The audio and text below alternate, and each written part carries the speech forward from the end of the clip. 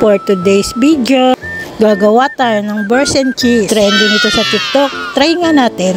Tara, gawa tayo. Wow! Ihaw muna natin ng bell pepper. Sige, ihaw lang hanggang sa masunog. Oy, hindi naman. Ito nga pala ang mga ingredients na gagamitin ko.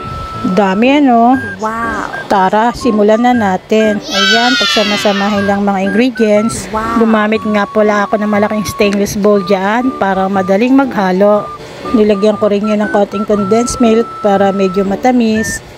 After pagsama-samahin ng mga ingredients, haluin natin ng maigi hanggang sa mahilo ito. Uy, hindi. Pag okay na yung mixture, ilagay na natin to sa malinis na plastic.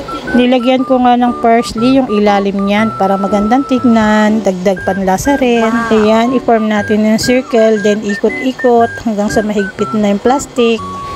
Nakagawa pala ako dyan ng 2 plastic na burst and cheese. Wow! Ano kaya magiging lasa nito? Ayan, after so many years, ganyan ang itsura niya. Chinilp ko nga pala yan sa ref.